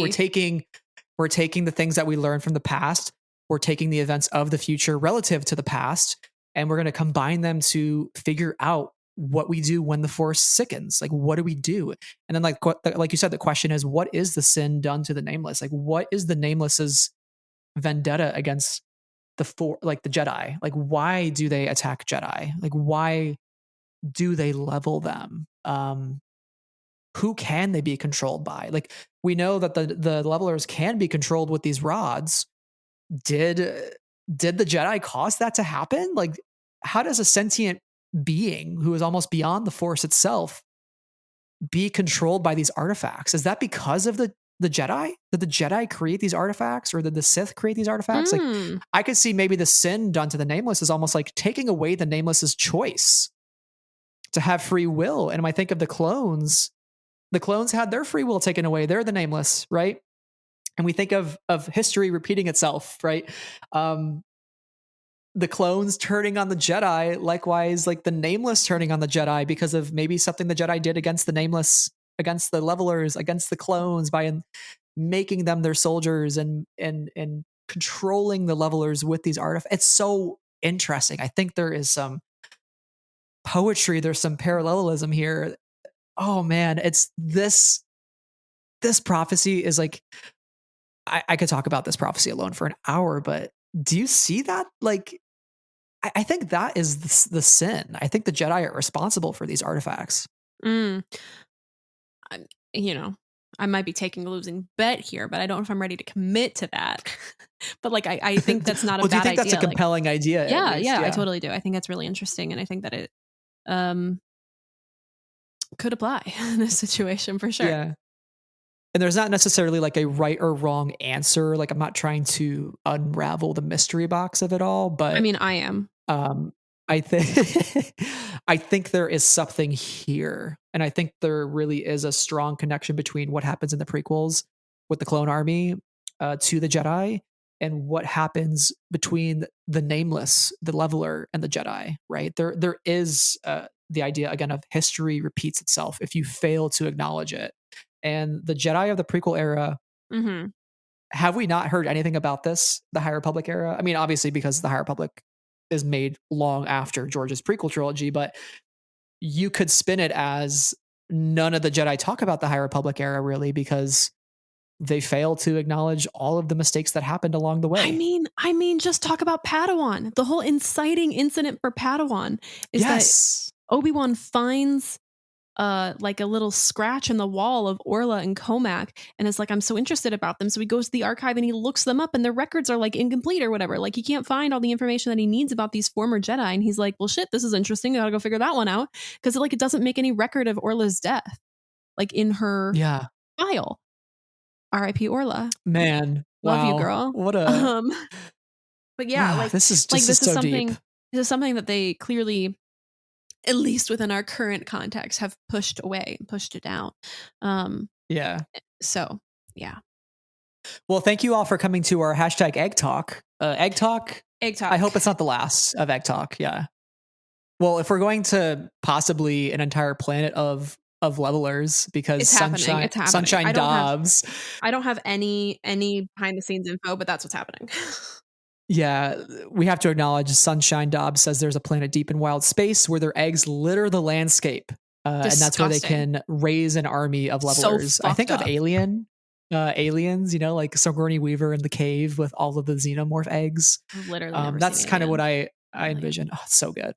One of James Cameron's best movies. But I did see Wakanda Forever today, so I'll bring it up again. And Namora's like, I have a bigger army than you can even, like, then you have blades of grass, you know, like in your country. Yeah.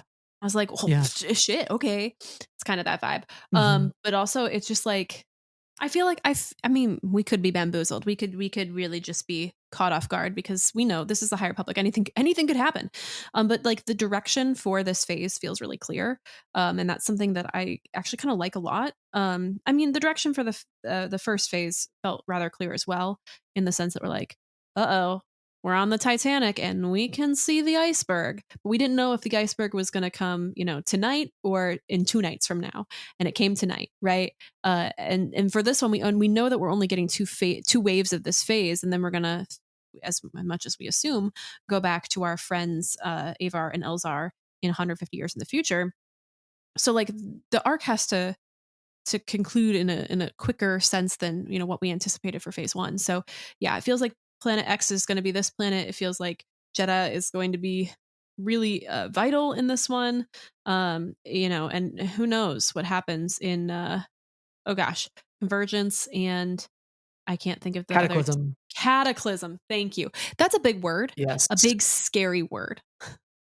It is. Yeah, definitely. Another potential connection too, we can't be remiss to mention Alonso Santeca in this book, who was murdered by Sunshine Dobbs. Sunshine Dobbs is kind of a shit. Oh, he's totally a shit, completely a shit. But I will say, like, can I derail for 1 second? Yeah, absolutely. I do think that like this book did a difficult thing by opening with Sunshine, because I don't like him, and I don't think you're supposed to like him. But I don't know if it makes for, I think this might be like my one criticism of the book, is like, I don't know if it makes for the most compelling opening as opposed to like opening with Kevmo. But I also think like you definitely need the context of knowing where it goes, because Sunshine does become really important in the end. But he kind of sucks. Okay, now you may continue. Well, Alonso Santeca is the one who founds this path to Planet X. So that is interesting that there is a connection between Planet X, which we're assuming is Planet X, to the Santecas, and then there's Marie Santeca, who has the paths, right? Connected to Marchion Ro, and Marchion Ro is the one who goes to Planet X in the comic The Eye, and where he's able to find the leveler and bring it back with him. He brings back 3 of them, I believe. But also we know Marie Santeca gives her paths to Vernestra Ro and Out of the Shadows. So does Vernestra Ro hold the key to all of this? Does she hold the way to get to Planet X now? Like in her mind, like she has, because I think Vernestra Ro has a vision of a planet at the edge, some world. Mm-hmm. So I think this could maybe be the way that the Jedi find the source of this evil, which remains to be seen. So it'll be fascinating. But I think we have to end here with Jedi Knight Aslan Rel, who him and his droid C9 find the bodies on Dalna, and let's read the end of this book. Oh man, whatever it was, the idea of it filled him with a nameless dread, thick and awful. It pressed in from every edge of the stone chamber, but even with his eyes wide open, Aslan saw nothing, and he felt that razor sharp sensation come from inside himself. Suddenly he had a name for it: fear. That's how I feel about that. What an echo of the End of the Rising Storm, where it says, for the first time in his life, Stellan Gios was afraid. And that's what I mean. And that's exactly what I mean about like how these stories are iterating on each other. Like, woo. You started the High Republic with the question of what do the Jedi fear? And I think it's such a great note to end on with Path of Deceit, fear. Like bring that question back to the forefront. What do the Jedi fear? And it's going to be the nameless, right? It's going to be the leveler. Like, what do they fear? And I'm excited to see how that plays out in future books for phase 2, and if past and future will combine in phase 3. Yeah, what does that mean? Claudia, Kev, Justina, Daniel. Who am I missing? Charles.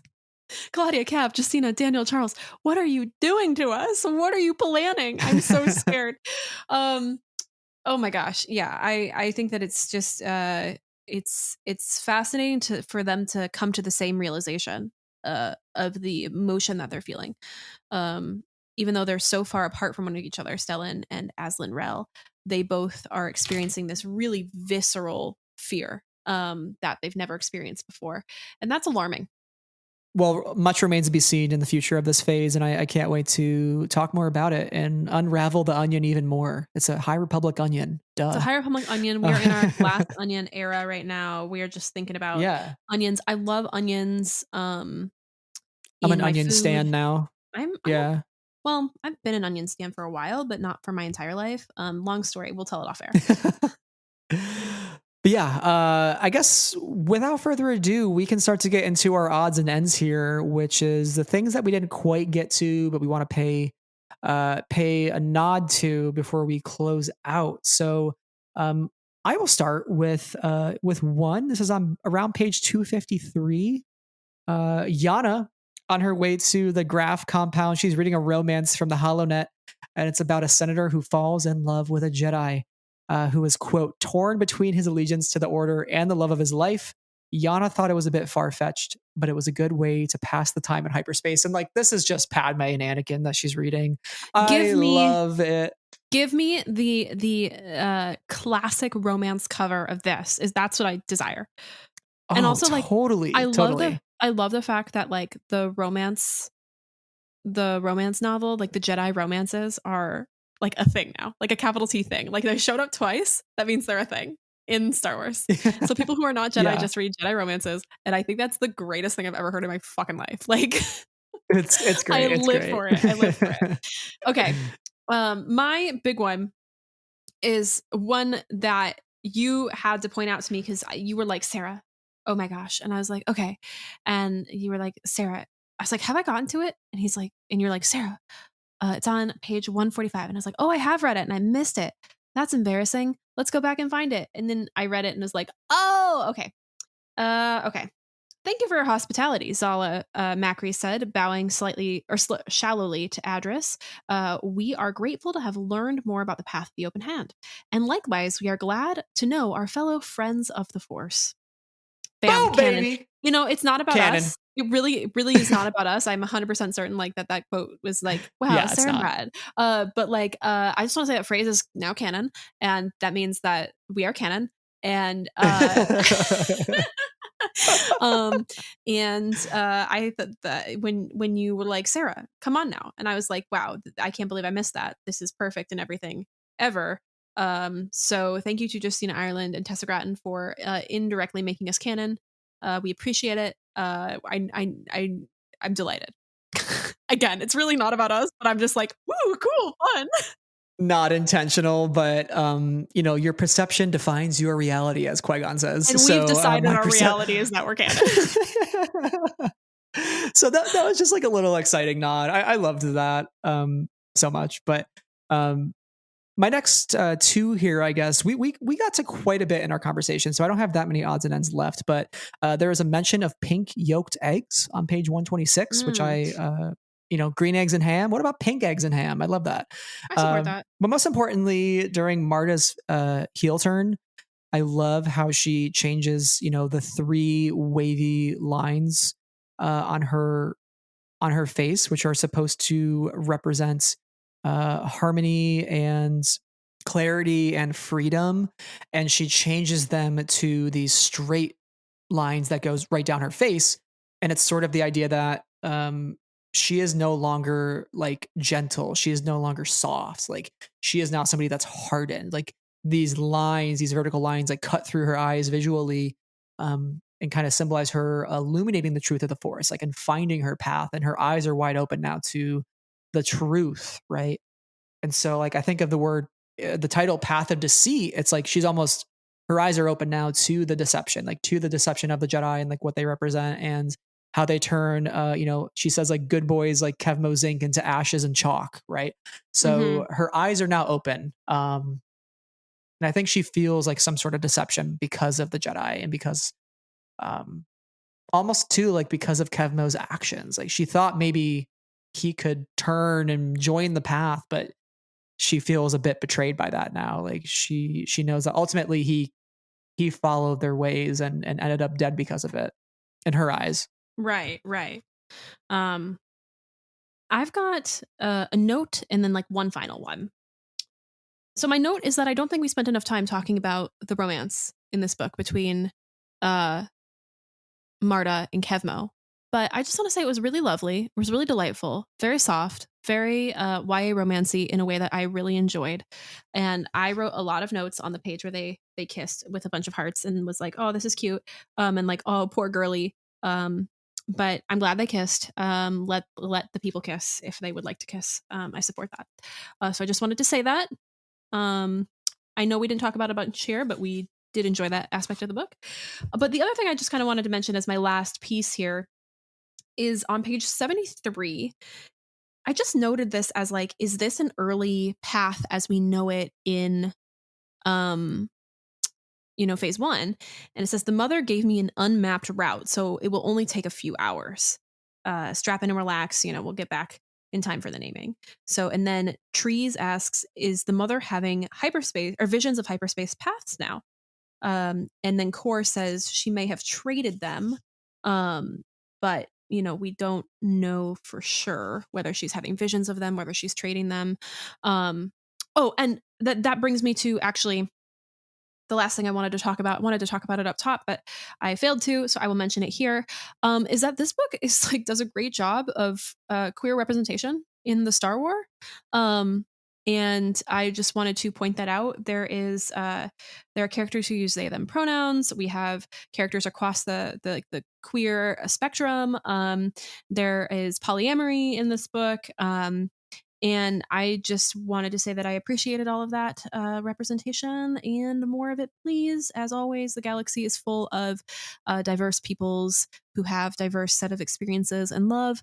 And I think we should continue to show those in the Star Wars, because the Star Wars often, even in some of my favorite things right now, like Andor, is so very human-centric that where we can get other species, other like family structures, all of those things are great. And also, I can't remember what the species is called, but when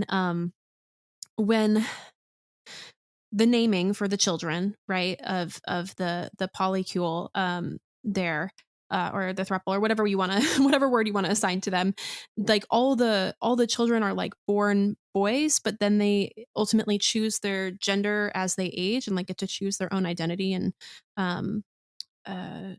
identity and performance. So I thought that was really interesting as well. Again, more of these sorts of ideas and experiences in the Star Wars. Thank you. Off the broken step stool once again. But yeah, no, I couldn't agree more to all your points. I think this book does a great job with so many things. I think it's a strong starting point for phase 2. I'm very excited for Tessa's book, Quests for Planet X. That's going to be so exciting. I know there's also another non-binary character in that as well, who's one of the central characters. So that'll be exciting to learn more about them. It's good. High Republic's very good. I think it's doing such a great job with showing us all different walks of life within the galaxy far, far away. Because like you said, it is much bigger than one group or one type of person. Like we need to see all sorts of people within Star Wars, like not just one type, right? It's which for so long, it's literally like a science fiction fantasy world. Anything can happen. Yeah, anybody can exist in this world. Totally. Anyway. But yeah, that about wraps it up though for our discussion on Path of Deceit. We did it. We're here. We talked about the first High Republic book of phase 2. We will be back talking about Quest for the Hidden City. We hope you all enjoyed this episode and took something away from it. And as we mentioned up top, we're on Instagram, YouTube, Twitter, as long as we can be. And you can subscribe to us on Spotify, Apple Podcast, wherever you get your newest episodes of us. Make sure you're subscribed there so our future High Republic episodes drop into your feed. And if you'd be so kind, leave us a review, helps other folks find the show and join the higher public discussion. We also have a Patreon where tiers start at just $1, and we are always, every episode and every day, so grateful for our patrons who help make this show happen. They are Amy, Brian with an I, Brian with a Y, Cheryl, Clay, Danny, Davis, Dylan, Huang, Jen, Knights of Ren, Leanne, Levi, Lucy, Lindsay, Rob, Saber Bouquet, Santa, Sky Talkers, Stephen, Travis, and Tom. Thank you all so much for your support, and thank you to everyone who takes the time out of their day to join us in a conversation about a book, about a TV show, about Star Wars in general. Hope you're doing well. Hope you have had a good meal today and are drinking a nice glass of water. Take care of yourselves always. Happy holidays as well. Yes, happy holidays to everybody for Light in Life. And until next time, may the Force be with you always. Bye.